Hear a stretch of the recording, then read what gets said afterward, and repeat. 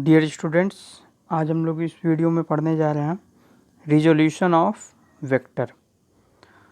इसके पिछले वीडियोस में हम लोगों ने पढ़ा है रिजल्टेंट निकालने के कौन कौन से तरीके हो सकते हैं, vector addition method, parallelogram law, triangle law, ये सब कुछ हम लोगों ने पढ़ा था। और हम लोग जो है रिजल्टेंट निकालने का मतलब हम लोग जानते हैं कि दो या दो से अधिक वेक्टर्स हैं तो उनको हम लोग एक कंबाइंड वे में या एक सिंगल वेक्टर से रिप्रेजेंट करना जो है वो कहलाता था रिजल्टेंट वेक्टर। जैसे दो वेक्टर्स हैं, दोनों एक ही डायरेक्शन में लग रहे हैं तो हम ऐड कर देते थे 5 न्यूटन और 3 न्यूटन के फोर्सेस किसी ऑब्जेक्ट के ऊपर एक ही डायरेक्शन में लग रहे हैं तो ऐड कर देंगे, 8 न्यूटन का फोर्स लग रहा है। और अगर 5 न्यूटन और 3 न्यूटन के फोर्स अपोजिट डायरेक्शन में लग रहे हैं तो हम लोग सब्ट्रैक्ट कर देंगे तो रिजल्टेंट वेक्टर निकल जाएगा। और अगर 5 और 3 न्यूटन के फोर्सेस जो है एंगल पे लग रहे होंगे तो वहाँ पे हम लोग रिजल्टेंट निकालने के लिए ट्रायंगल लॉ या पैरेललोग्राम लॉ यूज करते हैं। उसी का जस्ट जो है हम लोग यहाँ पे अपोजिट वर्क करने वाले हैं। जैसे वहाँ दो या दो से अधिक वेक्टर को सिंगल वेक्टर में कन्वर्ट करते थे, यहाँ पे क्या करेंगे, एक सिंगल वेक्टर को स्प्लिट करेंगे दो या दो से अधिक वेक्टर्स में, और इसी को हम लोग क्या कहते हैं, रिजोल्यूशन ऑफ वेक्टर कहते हैं। The process of splitting a vector into various parts और components is called resolution of vector. तो क्लियर हो रहा होगा, ये जस्ट इसका अपोजिट वर्क हम लोगों को यहाँ पे करना है। एक सिंगल वेक्टर को दो या दो से अधिक पार्ट में डिवाइड कर देना है, यही उसका क्या कहलाता है, रिजोल्यूशन ऑफ वेक्टर कहलाता है। और जो दो उसके पार्ट बनते हैं वो पार्ट क्या कहे जाते हैं, कंपोनेंट कहे जाते हैं, कंपोनेंट ऑफ वेक्टर कहे जाते हैं।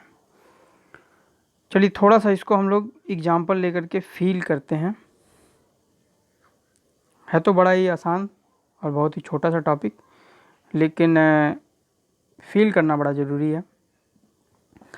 तो सपोज कर लीजिए आप रूम में बैठे होंगे तो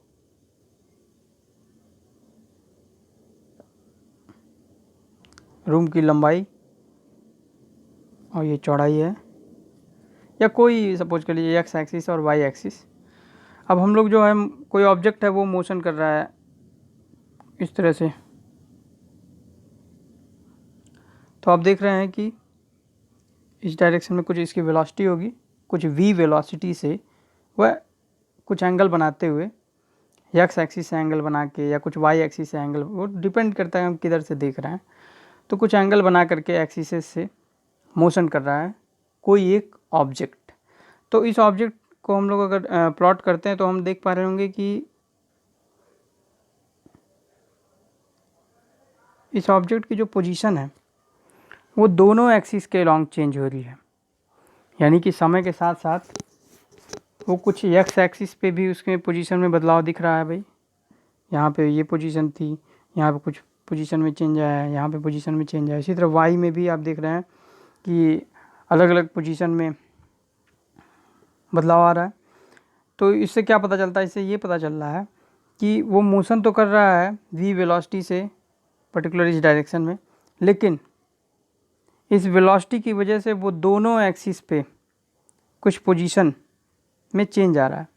यानी कि एक कह सकते हैं कि वेलोसिटी के दो पार्ट्स हैं, एक पार्ट उस ऑब्जेक्ट को इस डायरेक्शन में डिस्प्लेस करा रहा है और एक पार्ट उस ऑब्जेक्ट को वाई एक्सिस में डिस्प्लेस करा रहा है। बट डिस्प्लेस कराने का मतलब उसकी पोजीशन में चेंज आ रहा है, यानी उसकी पोजीशन लगातार बदल रही है।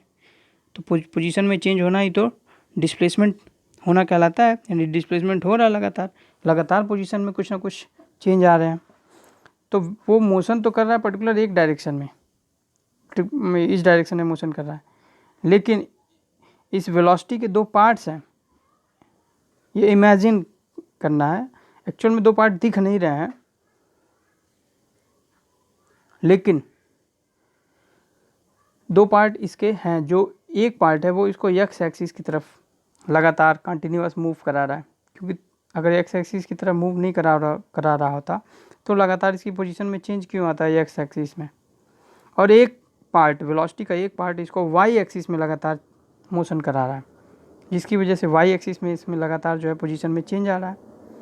तो यही कहलाते हैं इसके दो कंपोनेंट। तो जो एक्स एक्सिस में मोशन करा रहा है ये कहलाएगा एक्स कंपोनेंट, तो वी एक्स कहेंगे इसको।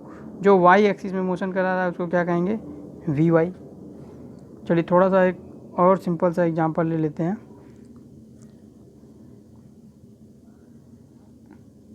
सपोज कर लीजिए कोई ऑब्जेक्ट है, इसके ऊपर हम फोर्स लगा रहे हैं इस डायरेक्शन में। अब ये जब यह फोर्स लगाया जा रहा है तो ऑब्जेक्ट कुछ इस डायरेक्शन में मूव कर रहा है और कुछ ऊंचाई भी गेन कर ले रहा है। इसका मतलब ये जो एफ फोर्स है, इस फोर्स के दो पार्ट होंगे। एक पार्ट उसको हॉरिजेंटल एक्सिस पे मोशन करा रहा है और एक जो पार्ट होगा फोर्स का वो वाई एक्सिस यानी वर्टिकल कंपोनेंट है, जो उसको वर्टिकल एक्सिस पे मोशन करा रहा है, उसकी पोजीशन में लगातार चेंज आ रहा है।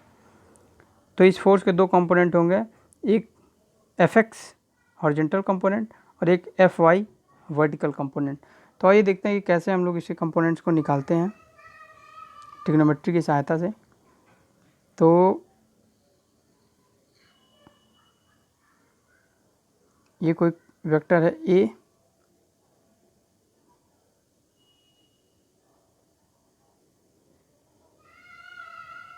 एक्स एक्सिस, ये वाई एक्सिस। सपोज कर लीजिए थीटा एंगल बना रहा है एक्स एक्सिस से, ये थीटा है। एक मिनट,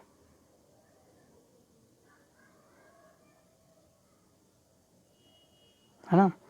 तो इस ट्रायंगल में नीचे वाली जो ट्रायंगल है इसको हम लिख देते हैं ए ओ बी और ये सी है।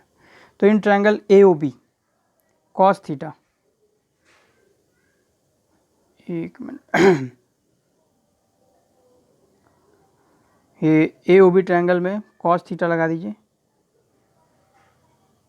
कॉस थीटा क्या हो जाएगा, बेस अपॉन हाइपोटेनस। तो बेस यहाँ पे ओ बी है, ओ बी क्या है, हॉरिजेंटल कंपोनेंट है, तो यानी कि इसको हम ए एक्स लिख सकते हैं। तो ए एक्स अपॉन क्या हो जाएगा, हाइपोटेनस। हाइपोटेनस तो ये है, यही हाइपोटेनस है और ये क्या हमने मान रखा है, वेक्टर ए मान रखा है, तो ए।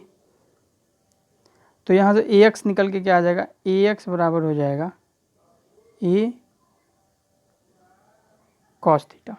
तो हमारा हॉरिजेंटल कंपोनेंट वेक्टर का क्या निकल के आ गया, ए कॉस थीटा। याद रखिए ये कंपोनेंट तब निकल के आया है जब एंगल हम लोग कहाँ से ले रहे हैं, एंगल हम लोग एक्स एक्सिस से ले रहे हैं। अगर वाई एक्सिस से लेते तो हॉरिजेंटल कंपोनेंट साइन थीटा आता। ये आप लोग खुद करके देखेंगे, पहले आप लोग देख लीजिए। एक्स एक्सिस का कंपोनेंट क्या निकल के आ गया, ए कॉस थीटा।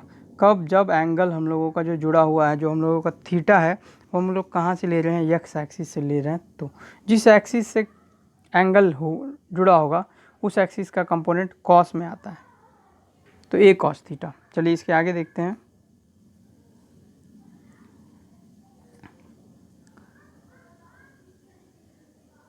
ये हमारा ए वेक्टर था, ये हमारा ए एक्स था,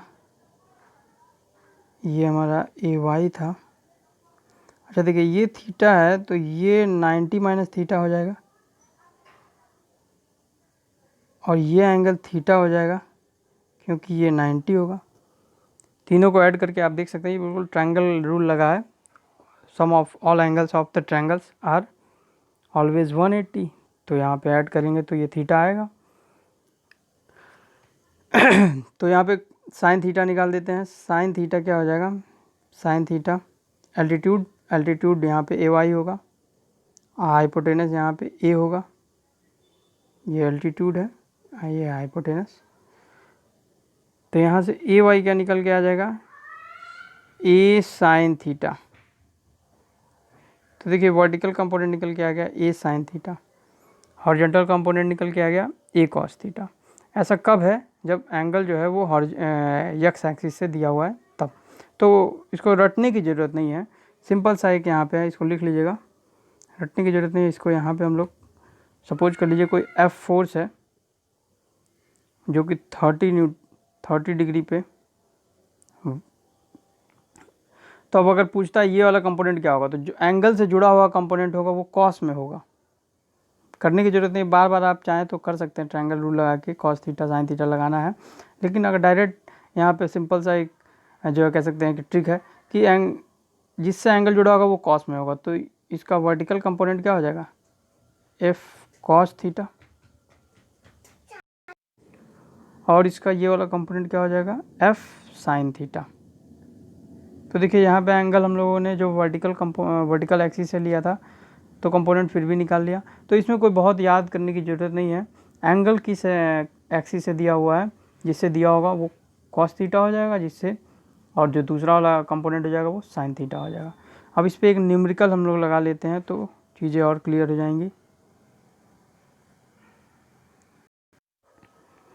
चलिए एक न्यूमेरिकल इस पर हम लोग लगा लेते हैं। सपोज कर लीजिए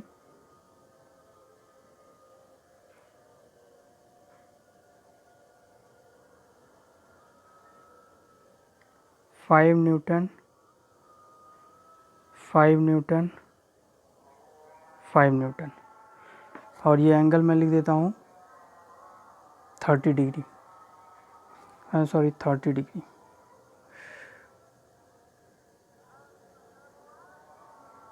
ये एंगल हम लोगों का है 30 डिग्री। अभी हम लोगों को जो है ये 3 फोर्सेस हैं, इनका रिजल्टेंट वेक्टर निकालना है। तो पैरेललोग्राम लॉ जो है अप्लीकेबल है 2 फोर्सेस के लिए, 2 वेक्टर्स के लिए। तो बच्चों यहाँ पे 3 वेक्टर गिवन है और हम लोगों को जो है रिजल्टेंट वेक्टर निकालना है। तो 3 वेक्टर का रिजल्टेंट वेक्टर कैसे निकालेंगे, क्योंकि पैरेललोग्राम लॉ जो है वो 2 के लिए एप्लीकेबल है। तो इसको हम लोग 2 तरीके से लगा सकते हैं। पहला तो ये है कि हम लोग इसको 2 वेक्टर में कन्वर्ट कर लें, और इसके लिए हम लोग रिजोल्यूशन की सहायता लेंगे, रिजोल्यूशन का हेल्प लेंगे। तो ये जो 5 न्यूटन वाला फोर्स है जो कि 30 डिग्री एंगल पे लग रहा होगा, इसके 2 कंपोनेंट होंगे, एक एक्स एक्सिस वाला कंपोनेंट होगा, एक वाई एक्सिस वाला कंपोनेंट होगा। तो एक्स एक्सिस वाला कंपोनेंट क्या हो जाएगा, वो हो जाएगा, क्योंकि कॉस होगा, एंगल से जुड़ा हुआ जो रहेगा वो कॉस होगा, तो एक्स वाला कॉस होने वाला, ये तो क्लियर हो रहा होगा।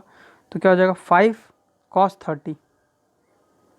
तो इधर 5 तो है ही, याद रखिए इधर 5 है पहले से, एक कंपोनेंट और आ गया 5 cos 30। तो cos 30 की वैल्यू होती है बच्चों √3/2। तो 5 √3/2। देखिए ये 5, अगर 5 नहीं होता, ये वाला 5 नहीं होता, ये वाला 5 नहीं होता, तो इसका एक कंपोनेंट हो जाता 5 √3/2। ये तो क्लियर हो रहा है। लेकिन इधर से एक फोर्स पहले से है 5, और एक इसका कंपोनेंट आया 5 वाले, इस वाले 5 का एक कंपोनेंट आ गया 5 √3/2 आ गया। उसी तरह से एक इसका इधर वाला कंपोनेंट क्या हो जाएगा, इधर वाला कंपोनेंट क्या हो जाएगा 5 sin 30, यानी 5/2, यानी 2.5 हो जाएगा, 2.5।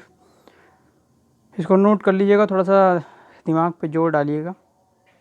तो अभी मैं बता दे रहा हूँ कि अगला फिगर ये क्या हो जाएगा। तो देखिए अब 5 न्यूटन जो ये एंगल पे लग रहा था, इसको मैंने 2 पार्ट में डिवाइड कर दिया, तो अब ये ख़त्म हो गया। इसके दोनों पार्ट्स मैंने अलग अलग एक्सिस पे बना दिए।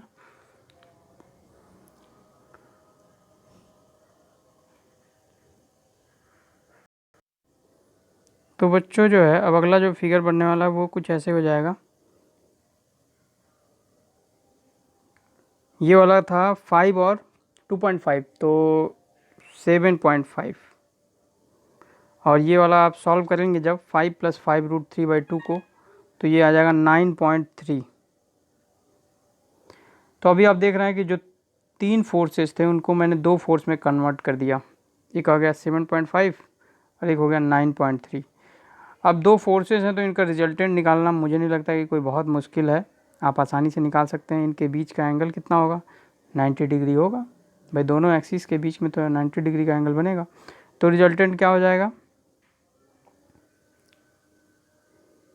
एफ नेट क्या हो जाएगा, एफ नेट जो है वो हो जाएगा 7.5 का होल स्क्वायर प्लस 9.3 का होल स्क्वायर,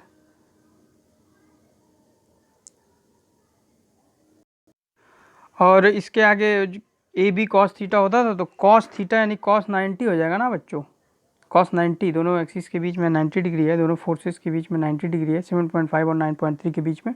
तो cos 90 यानी 0, यानी वो तो ख़त्म हो जाएगा। तो अब आप इसी को सॉल्व कर लीजिए। 7.5 का होल स्क्वायर, आप भी लोग कैलकुलेट कीजिए, मैं भी कैलकुलेट कर रहा हूँ। तो ये हो जाएगा बच्चों आपका 7.5 इंटू 7.5, ये हो जाएगा 56.25।